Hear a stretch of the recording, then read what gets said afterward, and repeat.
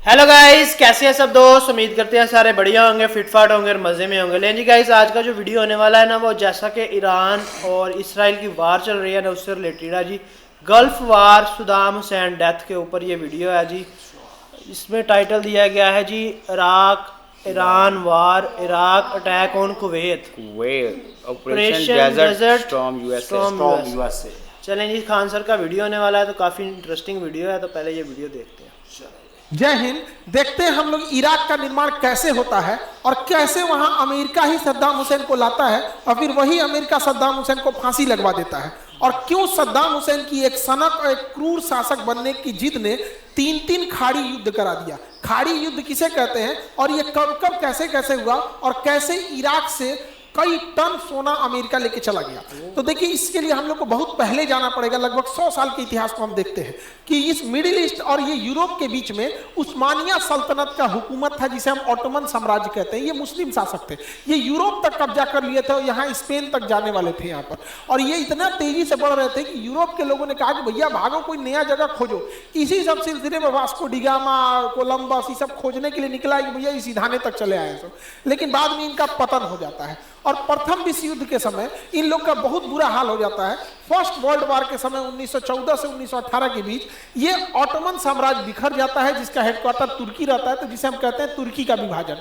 अब ये जिला कोई और ले गया, ये देश कोई और ले गया, कहीं स्वतंत्र देश बना, कहीं मिस्र बना, कहीं सीरिया बना, कहीं लेबनान हुआ और यही हाल हो गया। इस दिल के टुकड़े हजार हुए, कोई यहाँ गिरा कोई वहां गिरा और इस तरह से इसके बिखराव से कई देशों का निर्माण हुआ। और यहीं पर था मेसोपोटामिया और यहाँ निर्माण होता है मेसोपोटामिया का, जिसे आज के समय हम इराक कहते हैं।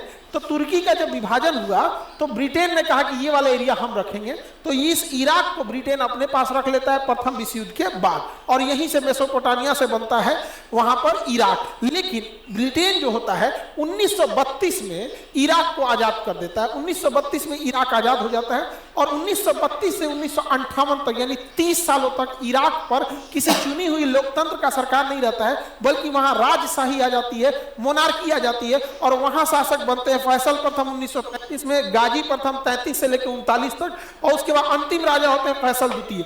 ये 1939 में जब गद्दी पर बैठते हैं तो उनकी उम्र रहती है 4 साल। बाबू रहता है, अपने चाचा की गोदी में बैठल रहता है। और जब ये 23 साल का होता है तो इसी का सेनापति, छोटी उम्र में 23 साल की एज में बेचारे को, इसी का सेनापति जो रहता है अब्दुल करीम कासिम ने 1958 में इस करीम कासिम ने इसकी हत्या कर देती है, 23 साल की उम्र में हत्या करके। और ये करीम कासिम सत्ता में आ जाता है और इस प्रकार से राजशाही बदल जाती है सैनिक तानाशाही में, यानी जनता को कोई फर्क पड़ने वाला नहीं है।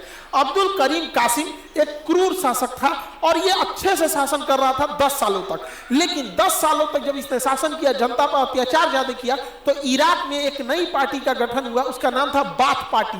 बाथ पार्टी अरब एकता की बात करती थी और बाथ पार्टी ने पूरी जनता का विद्रोह करा दिया, जिस वजह से इसके सामने ऑप्शन दिया गया, या तो गद्दी से हटो या तो मार दिया जाएगा। तो ये गद्दी से हटता है 10 साल बाद और यहाँ पे चुनी हुई सरकार आती है और यहाँ पे एक बाथ पार्टी की सरकार बनती है 1968 में, 1968 में। और इनके राष्ट्रपति बनते हैं अहमद हसन अल-बेग। अहमद हसन अल-बेग जब राष्ट्रपति बनते हैं तो ये शासन ठीक से चला रहे होते हैं, लेकिन ये रसिया के फेवर में रहते हैं। तो अब अहमद हसन अल-बेग, यूएसएसआर उस समय नाम था, बाद में टूट के रसिया बना था, तो उसके फेवर में रहते हैं। तो अमेरिका नहीं चाहता है कि इराक का कोई एक ऐसा राष्ट्रपति आए जो कि अब रसिया के फेवर में रहे। इसलिए अमेरिका शुरू से, उसकी खुफिया एजेंसी CIA चाहती थी कि कैसे ही अहमद हसन अल-बेग को यहां से हटाया जाए।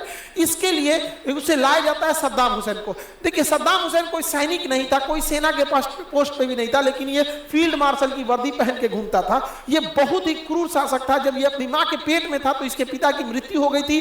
जब ये इसकी माँ को ऐसा लगता था कि शायद ये ऐसा कुकर्मी है, ऐसा करमखोर है कि एकरे चक्कर में हुआ, तो इसकी माँ ने जहर खाने का भी प्रयास किया था। तो ऐसा कहा जाता है कि पड़ोस में रह रहे यहूदी परिवार ने बचाने का प्रयास भी किया था, लेकिन सद्दाम हुसैन बच गया। और जब सद्दाम हुसैन पैदा होता है तो इसकी माँ इसे छोड़ देती है और इसकी ये अपने मामा के यहाँ इसका परवरिश होता है। तो बचपन से ये क्रूर शासक था, ये भी ज्वाइन कर लेता है बाथ पार्टी और धीरे धीरे CIA की मदद से ये बाथ पार्टी में ऊंचे पद पर पहुंच जाता है और हसन अल बेग इसे उपराष्ट्रपति बना देते हैं, वाइस प्रेसिडेंट।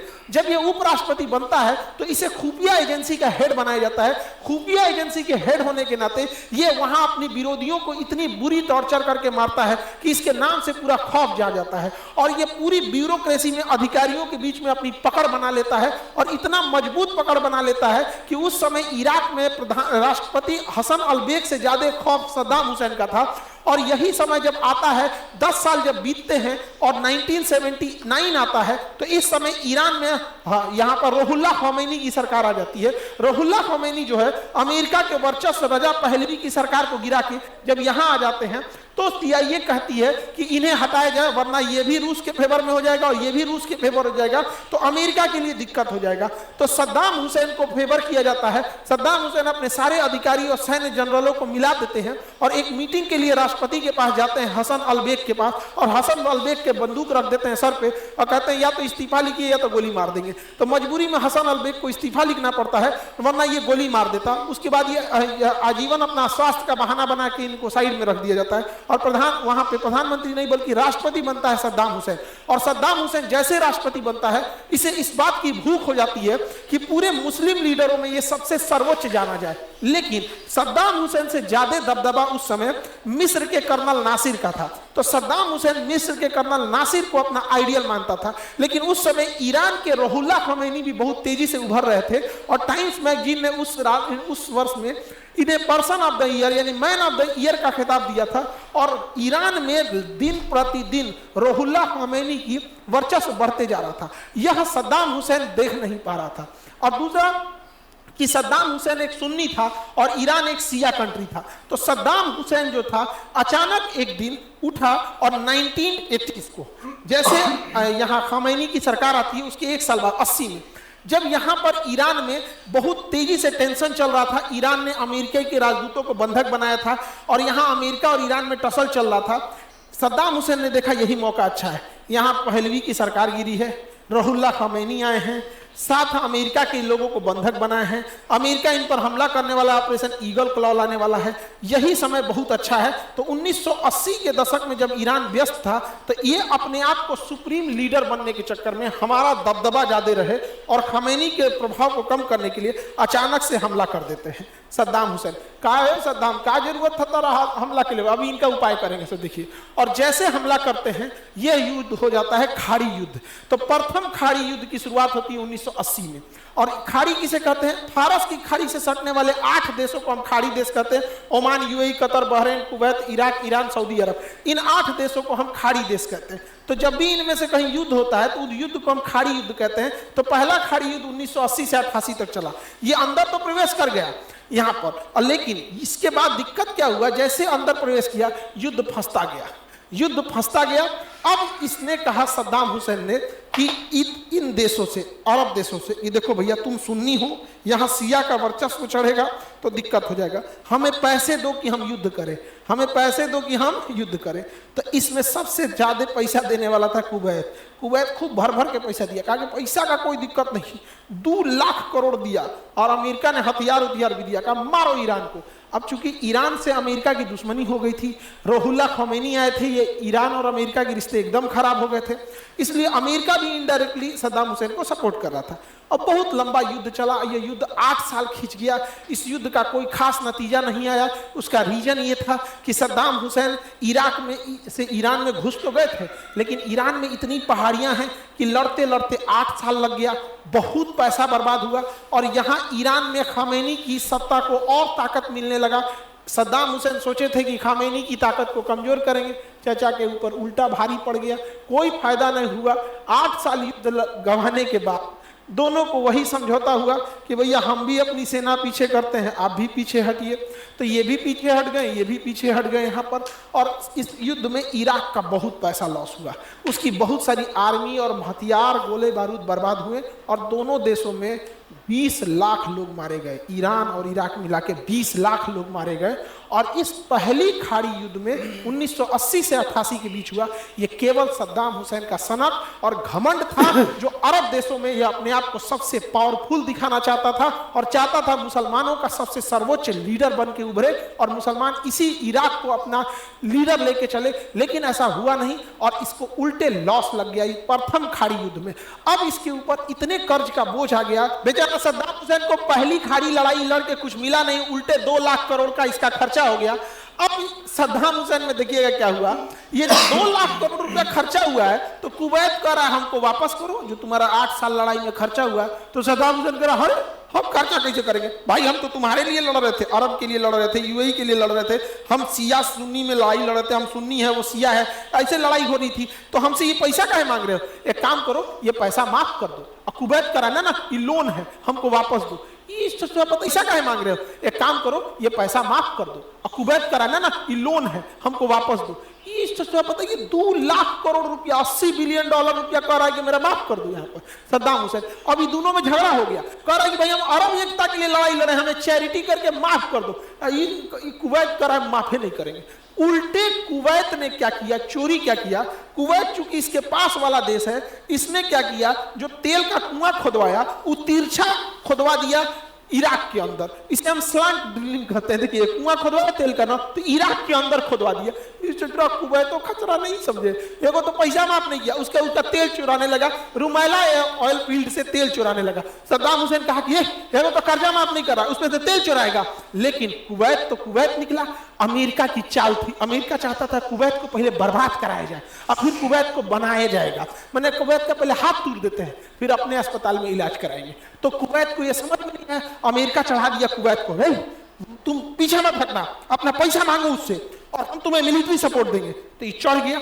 इसने क्या किया, कुवैत ने, इतना छोटा सा देश है कुवैत, यहाँ पर इसने इराक के ऊपर एक तो कर्जा था, उसमें से इसका तेल चोरी करने लगा। अब क्या किया, इराक को बर्बाद करने के लिए कुवैत अमेरिका के प्रभाव में आके तेल उत्पादन बहुत ज्यादा बढ़ा दिया। जितना कोटा था जरूरत से ज्यादा तेल का उत्पादन बढ़ा दिया। तेल का उत्पादन जरूरत से ज्यादा बढ़ाने के कारण तेल का जो प्राइस था वो एकदम गिर गया और सद्दाम हुसैन को बहुत घाटा लग गया, एकदम घाटा लग गया। 79 में सत्ता हासिल कर रहा, अभी अभी नया नया सत्ता हासिल किया, 8 साल युद्ध लड़ लिया और उसके ऊपर ही तेल चुरा के उल्टे उसका तेल का रेट गिरा दिया। सद्दाम हुसैन करा युद्ध कर देंगे तुम्हारे ऊपर, फिर मारेंगे, याद रखो, अभी ईरान को मारे, अभी तोरो मारेंगे। तो इसके पीछे तो अमेरिका का साथ था, कहा कि कोई बात नहीं हम देख लेंगे, हम खमैनी थोड़ी है कि अमेरिका का साथ नहीं, हमारे साथ तो अमेरिका का साथ है, तुम कुछ भी करो। ये चढ़ा दिया अमेरिका के दम पे और हुआ भी यही, अमेरिका इसे चढ़ाया और अमेरिका चाहता था कि कुवैत चढ़ जाए। और जब सद्दाम हुसैन कुवैत पर हमला करेगा तो अमेरिका का पहले से प्लानिंग था कि अमेरिका इसे बचाने नहीं आएगा और अमेरिका ने यह बात पहुंचवा दी थी सद्दाम हुसैन पर कि मारो ना यार, हम इसको झूठे चढ़ा रहे हैं, हम इसे बचाने नहीं आएंगे। और यही हो गया सद्दाम हुसैन के साथ। सद्दाम हुसैन यहाँ दूसरा खाड़ी युद्ध कर दिया। जो भी युद्ध इस फारस की खाड़ी में होगा इसे हम कहा जाएगा खाड़ी देश। इन 8 देशों में जब भी युद्ध होगा तो खाड़ी देश कहा जाएगा। और इसी के साथ इराक हमला कर देता है कुवैत के ऊपर और इसे कहते हैं दूसरा खाड़ी युद्ध। द्वितीय खाड़ी युद्ध चालू होता है और यह द्वितीय खाड़ी युद्ध चालू होता है 1990 में। और ये कैसे चालू होता है देखिए ध्यान से। कुवैत एकदम छोटा सा देश है, इराक एक बड़ा देश है। इराक की सेना ज्यादा पावरफुल है, इराक की सेना अनुभवी है और इराक की सेना जो थी कुवैत के ऊपर अचानक 2 अगस्त को सरप्राइज अटैक करती है बिना बताए। एकदम छोटे से देश पे चारों ओर से सरप्राइज अटैक कर देती है और महज 48 घंटे यानी 2 दिन के अंदर 4 अगस्त को पूरे कुवैत पे कब्जा, पूरे कुवैत पर कब्जा। अमेरिका पूरा खुश हो गया, कहता हम तो यही चाहते थे सचा तुम मरो, और जब तुम मरोगे तो थोड़ा पहले ब्लैकमेल करेंगे, तुम्हारा इलाज हम करेंगे 100 गुना रेट पे करेंगे। अच्छा देखा जाए तो अमेरिका जो है ना वो शुरू से ही साजिश करता आया यार। अमेरिका की जो कामयाबी है ना उसके पीछे राज ये है, वो उन्होंने ना अपने मुल्क में इतना नहीं काम किया जितना उन्होंने, जितने भी अरब मुमालिक है ना इन्होंने अपने मुल्क में भी बड़ा काम किया। यार मेरी बात सुनो, उधर से कुछ लिया तो लगाया है ना, ये शुरू से अमेरिका की चाल थी। जितने भी अरब मुमालिक आप देखे जहाँ भी कोई तेल का मतलब है ना कुएं, अमेरिका की ये सारी चीजें वो कहता था कि पूरी दुनिया को मेरा कंट्रोल, हर मुल्क पे मेरा राज करे वो। उधर जो भी गवर्नमेंट आए मेरे कहने पर चले और उधर गवर्नमेंट ही उसके कहने पे आती है। और जितना हर मुल्क में जितने भी उधर काम करते हैं ना वो सारे अमेरिकन है टोटली।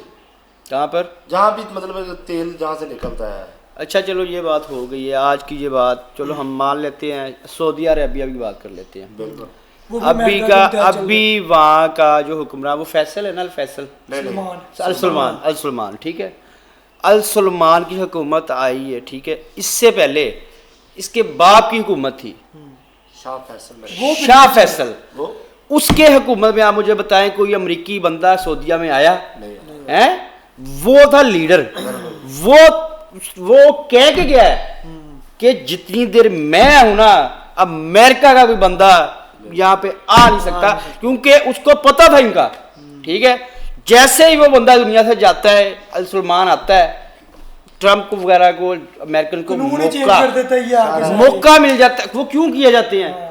वो बिल्कुल बात सही है कि वो अमेरिका के साथ गठजोड़ में किए जाते कहते हैं, उसकी परवरिश बाहर हुई है। बाहर हुई बाहर हुई है, है, बिल्कुल। ठीक है ना, नो ये पला डाउट बड़ा ही बाहर है। लेकिन इनका जो बाप था वो था असल लीडर, उसको पता था हर बात का। वो अमेरिका को क्या कहूँ कि यार अच्छा उधर एक जो आंख नहीं देखता उधर था। जो हुकूमत चलती है वो मेरे ख्याल ऐसे ही चलती है, बाप से बेटे। बादशाही वो वहाँ बादशाही पे हुकूमत बादशाही इसका निज़ाम पूरा था। नाम है शहजादा मोहम्मद बिन सलमान। तो पता नहीं आगे बिन कितने लगते हैं उसके आगे। बिन हाँ बिन पूरा कितने नाम ही बिन पता नहीं, कितने बिन बिन नहीं आता बिन होगा बिन किसी बिन बिन क्योंकि वो लीड बड़ी लगती रहती अच्छा, है। उन्होंने अच्छा सवाल अरब किया। में ज्यादातर जितने भी अरब ममालिक हो गए अच्छा ना, इस वीडियो का मतलब वहाँ पे उन्होंने बादशाही बताया हुकूमत ही रहेगी। हाँ ईरान और इराक की लड़ाई कैसे शुरू हुई। हाँ, उन्होंने स्टार्ट वो से। बताया ऐसा। असल में अच्छा, क्या मैं है, पहले आपको- सच है कि पहले उन्होंने कुवैत को तबाह किया, बाद में कुवैत को बनाया है। हाँ अमेरिका बना ने। के अपने अंडर रख के बना लिया, अब तो कुवैत बहुत बना हुआ है। बहुत बना हुआ है यार। अच्छा इराक भी टोटली आई थिंक 95% अहलियत शी है वहाँ पे। हाँ है सर। अहलियत शी है इराक के अंदर जितनी भी इराक और ईरान दोनों ही अहलियत शियों का है, बहुत ज्यादा, ठीक है। मेजोरिटी जो है। जितनी भी हमारी मुसलमानों की ज़ियारतें हैं ना वो सब इराक और ईरान में है, इराक और ईरान में। ठीक है। तो बाकी अच्छा, जहाँ वीडियो का कहते हैं मोरल स्पेशल यहाँ से लगवा के वहाँ जाते हैं ज़ियारत जी करने। मैं कह रहा हूँ 95% शायद इससे ज्यादा 98 हो सकते हैं कि वहाँ पे अहलियत शी हैं, ठीक है ना। तो देखिए जब ये जैसे मतलब बात कर रहे थे वीडियो पे कि क्या नाम था इसका यार, खान सर, नहीं खान सर नहीं, ये सद्दाम सद्दाम हुसैन। हुसैन। हाँ। देखिए उसको खुद ही लेके आए और मरवाने वाले भी खुद ही यही थे। यार सद्दाम हुसैन की हिस्ट्री को हाँ उसको फांसी अदालत में अच्छा जी इस बंदा सद्दाम हुसैन की बात यह है कि इसको जब फांसी दी गई है ना, अदालत में हुक्म दिया गया है इसको डेथ का कि बीच सजा हो गई है तो मौत की, वो बंदा अपनी सीट से नहीं उठा, लेकिन वो जब फैसला सुना रहे थे ना उसको जज ने कहा खड़े हो, नहीं हो रहा वो खड़ा। कहता है तुम्हें ना बस सजा सुनाने लगा हूँ, खड़े हो जाओ। उनका तो अपनी मैं सजा बैठा सुना हुआ तो मैं बैठा हुआ हूँ। और कहते हैं जब इसको फांसी देने लगे हैं तो उसके मुंह पे ना कपड़ा डाला हुआ था। उसको पूछते हैं कि भाई आपकी आखिरी ख्वाहिश क्या है, कहता है कपड़ा हटा के मुझे फांसी दो, ताकि मेरी आवाम को ये ना पता चले कि जब ये इसको फांसी दे रही थी डरा हुआ नहीं। हंसता हुआ है, हंसता हुआ गया है। और कहते हैं जो उसका स्पेशल कोड था ना, कोड कहता वो भी उसने कहा था कि जब मुझे फांसी दो वो कोड मुझे लाजमी डालिएगा, ताकि सर्दी बहुत ज़्यादा थी, ये ना हो कि मुझे सर्दी की वजह से ना खौफ आ जाए या कुछ हो जाए। मैं चाहता नहीं हूँ कि मेरे मतलब लोग ये ना समझे कि ये डर डर गया, इसमें खौफ आ खौफ आ गया। खौफ नजर ना आए। अच्छा उसको नाजायज फांसी नजायज नजायज यार लेके आने वाले दी अमेरिका ने है, अमेरिका की तरफ से इसको फांसी दी बिल्कुल, गई है, लेके आने वाले अमेरिकन थे, लेकिन जब वो मतलब आया ना सत्ता में वो चेंज हो गया। उसको पता चला कि नहीं यार मैं अपनी वाम के लिए कुछ करूंगा। बिल्कुल उसके पास पावर थी यार, लीडर था वो, फिर वाम भी उसको मारने लगी थी। वहाँ में ऐसा हुआ ना, ऐसा हुआ कि इसराइल पे जब पहला हमला हुआ इसने किया था। अच्छा खमनाई उसके बाद खमनाई आया था। उसके बाद आया था। नहीं खुमनाई पहले आया था। खमनाई की बात भी वो कह रही है, वो सद्दाम हुसैन के टाइम में ही है। खुमनाई पहले आया था, बाद में ये सत्ता में आप समझ नहीं रहे हो, सद्दाम हुसैन इराक का सदर है, इराक है, खमनाई ईरान का है। वो सुप्रीम लीडर बनना चाहता है। हाँ सुप्रीम लीडर जो होगा ना, सुप्रीम लीडर वो एक होगा, वो चाहे अहलियत शी कहाँ भी दुनिया में कहीं अभी भी तक होगा, ईरान का ही सुप्रीम लीडर हाँ, उसका वो एक ही होगा। हाँ। अच्छा अगर सद्दाम हुसैन सुन्नी है, उसे सुप्रीम लीडर कैसे वो बन सकता है, कैसे किस चीज की उम्मत चाह मुसलमान होगी? का कि जितने भी मुस्लिम कंट्रियों का सुप्रीम लीडर मैं हूँ, जैसे ये खुमनाई था। यार खमनाई लीडर है जस्ट अहलियत शी तक, नहीं नहीं नहीं, वो पूरी उम्मत मुसलमान का सुप्रीम लीडर उम्मत है। मुसलमान का हो गया। हाँ। तो फिर जब ट्रंप ने उसको मारा तो फिर कत्ल तो उम्मत इस्लाम का ही हुआ ना। तो वो हैं? सारे तो उसके साथ हैं। वो सारे होंगे, हम मुसलमान नहीं है। हाँ तो फिर हमारी अमेरिका की हम भी अमेरिका के साथ हमारी हैं। अब अमेरिका के साथ है। हमारी तो और किसका साथ दे रही? अवाम जो अवाम अवाम तो उसके हम ईरान के साथ है। हाँ। लेकिन हमारी जो हुकूमत है वो अमेरिका वो की है। अमेरिका बात कर और रहा हम तो लोग यही तो गए मैं थे, कह रहा हूँ। टूर पे गए थे वो डबल पर साइड। अवाम क्या कर सकती है जब गवर्नमेंट ही हमें कुछ कर रही है? हम तो हमारी गवर्नमेंट को एलिगेशन दे सकते हैं ना, भी जहाँ पे जो कोई प्रोटेक्ट करना चाह रहा है उसको भी बैन कर दिया जा रहा है। जब हम स्कर्दू गए हैं स्कर्दू है उधर वहाँ वाली है, साइड टोटल हाँ। एलियन तशीह। और वहाँ पे कितने बड़े-बड़े पोस्टर्स लगे हाँ, हुए, हाँ। तस्वीरें जगह जगह। अच्छा, मैं यही समझ रहा था कि इससे पहले कि ये जस्ट अहले तशीह के जो है ना वो वो सुप्रीम सुप्रीम लीडर लीडर है। नहीं ये पूरी ठीक है। मुसलमान के लीडर। अब इमरान खान के चांस से बनने के हाँ, सुप्रीम लीडर उससे बनना था ना। हाँ, वो बन नो सकता डाउट था कि उसने पूरी बन जाना था। नहीं जी गाइस, ये था आज का वीडियो। बाकी आप क्या कहते हैं इस वीडियो के रिलेटेड कमेंट सेक्शन में लाजमी बताइएगा। मिलते हैं अगली वीडियो में। Good bye.